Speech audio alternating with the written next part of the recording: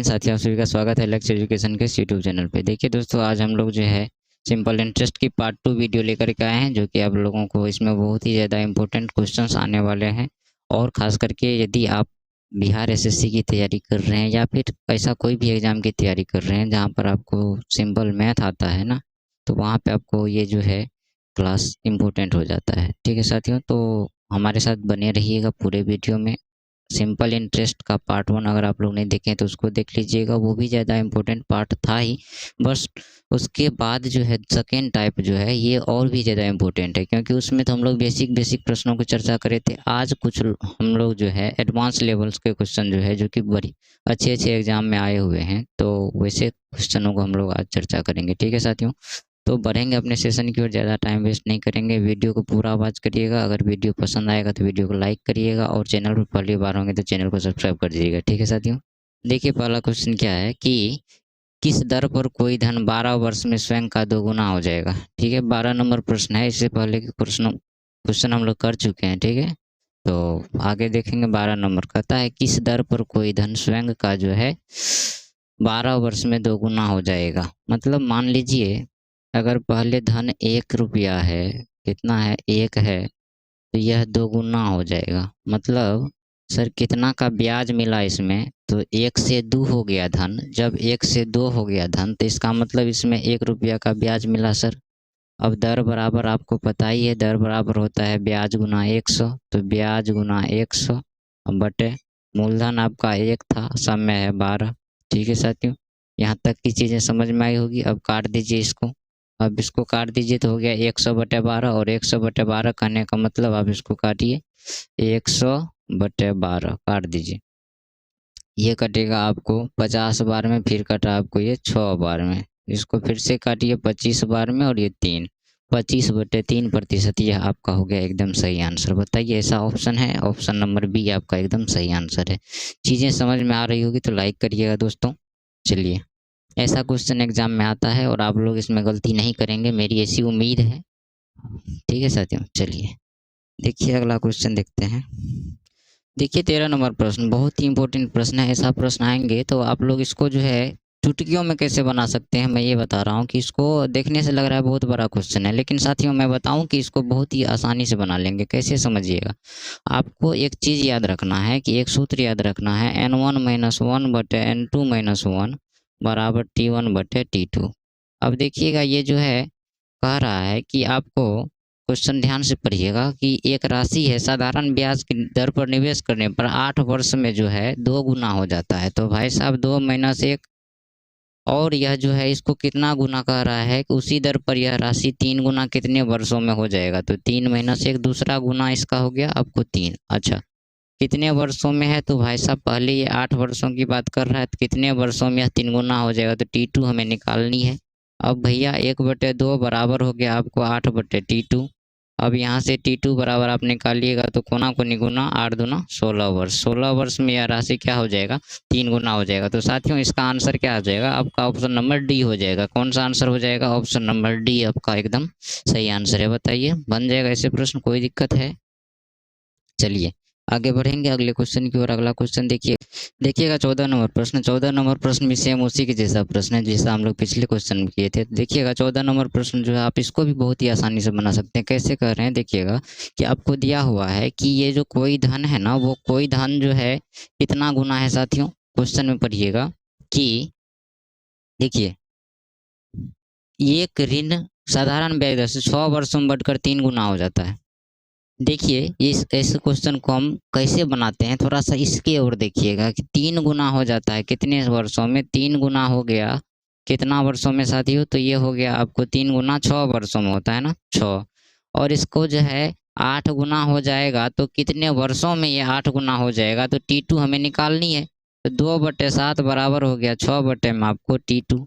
2 से 6 को काट दीजिए, कितना हो जाएगा, 2 तिया 6, और यहाँ पे आपको हो गया 7 तिया 21। T2 बराबर कितना हो गया, 21 वर्ष, और 21 वर्ष यही आपका आंसर हो जाएगा। Option number C, option number C एकदम आपका सही आंसर है। ठीक है साथियों, तो ऐसे प्रश्नों के लिए ज़्यादा नहीं, ये नहीं सोचना है कि यार बनेगा कैसे। बस आपको सिंपल सा सूत्र याद रखना है एगो, कि n1-1/n2-1 बराबर T1/T2।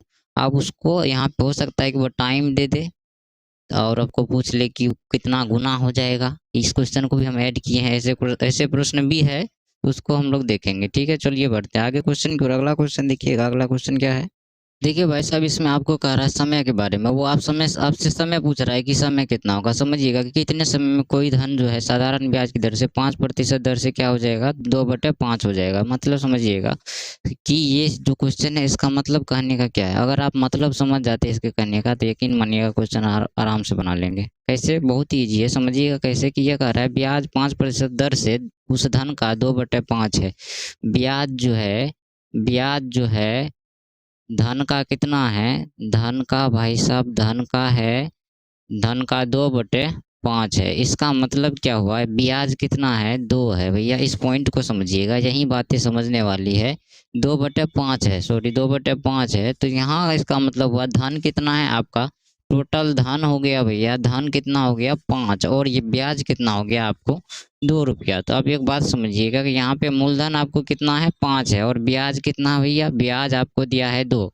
ठीक है, और आपको जो है टाइम निकालना है, टाइम कितना होगा ये तो पूछ ही रहा है क्वेश्चन में। और आपको कह रहा है कि आप जो है रेट कितना है, रेट आपको दिया है कितना, तो रेट कहिएगा, आप देख लीजिए कितना प्रतिशत, 5% है। ठीक है, आपको टाइम निकालना है ना, टाइम बराबर निकाल लीजिए ब्याज गुना 100।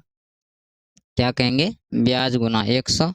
अब बटे में कर दीजिए दर गुना में मूलधन, या मूलधन गुना दर, बात एक ही हुआ, कोई बात नहीं। चलिए, ब्याज आपको 2 रुपया का मिला 100, दर कितना है भैया 5% है, और आपको मूलधन कितना है, तो मूलधन यहाँ से धन देखिए ना 5 रुपया है।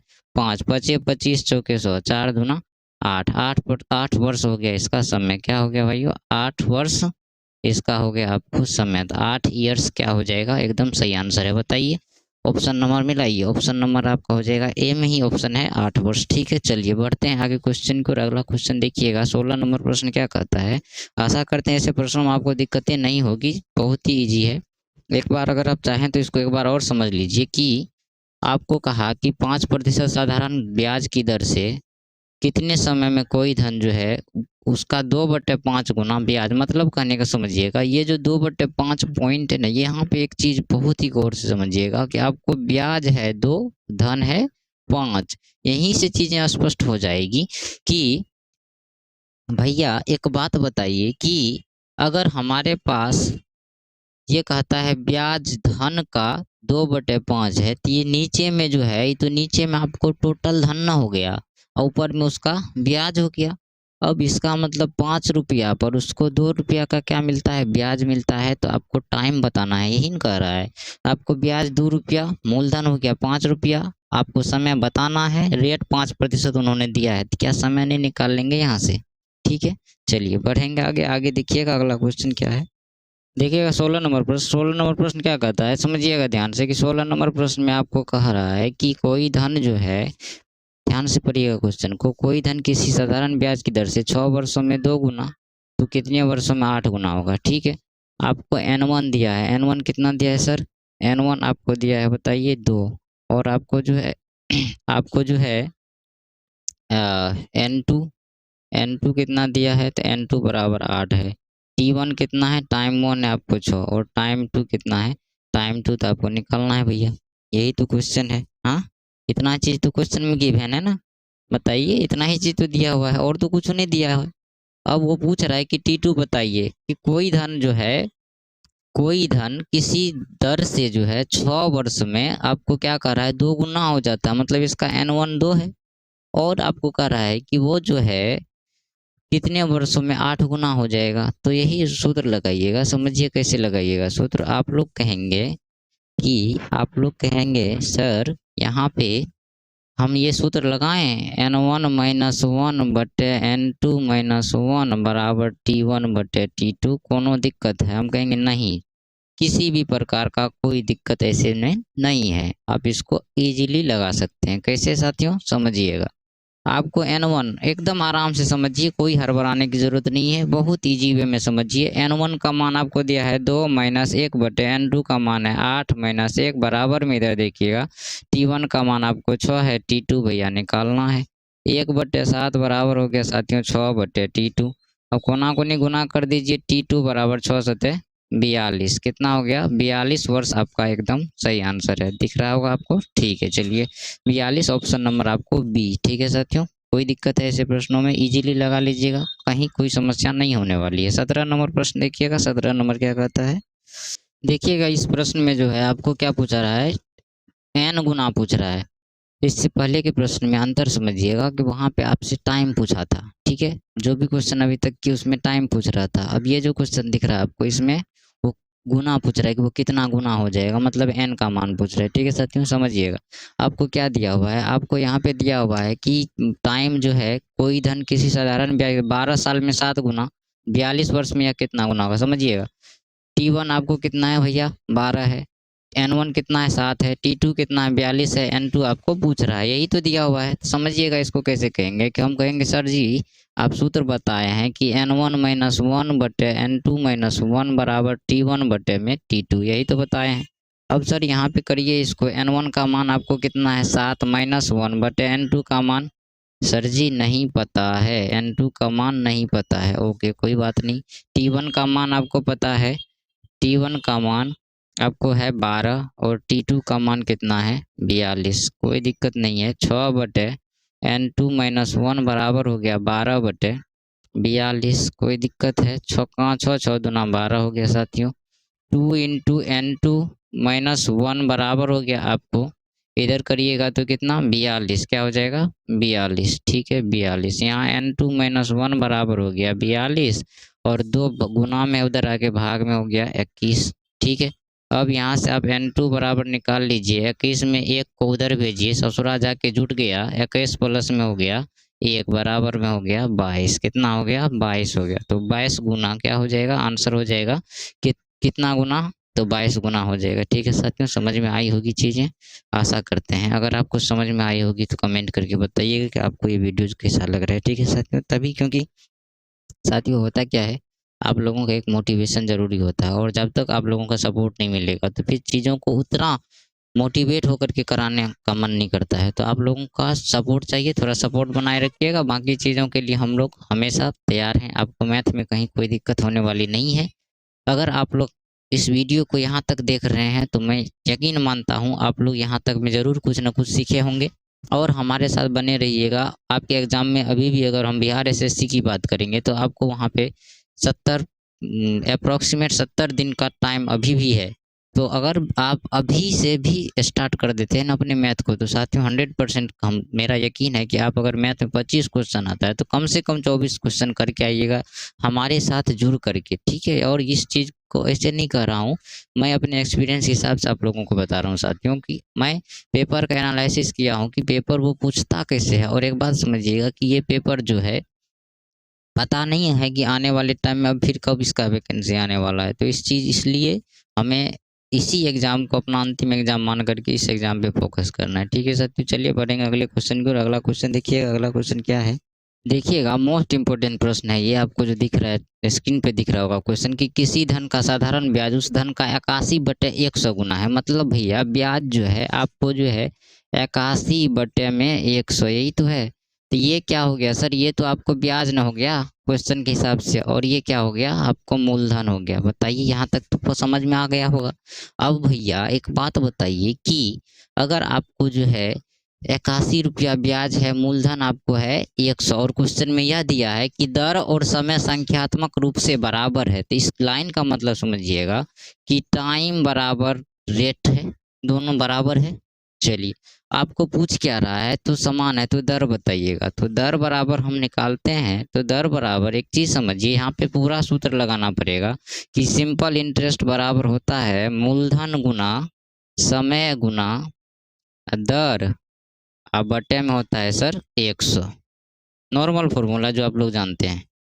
इंटरेस्ट कितना का है? 81 का है। मूलधन कितना है? 100 है। ठीक है, समय कितना है? आर मान लीजिए। दर कितना है? वो भी आर मानिए। क्यों? क्योंकि आपको जो है वो क्या कर रहा है कि एक चीज़ समझिएगा, वो दोनों चीज़ बराबर है। तो 100 100 तो बेचारा दोनों कट गया, बच गया आर गुना आर, आर स्क्वायर।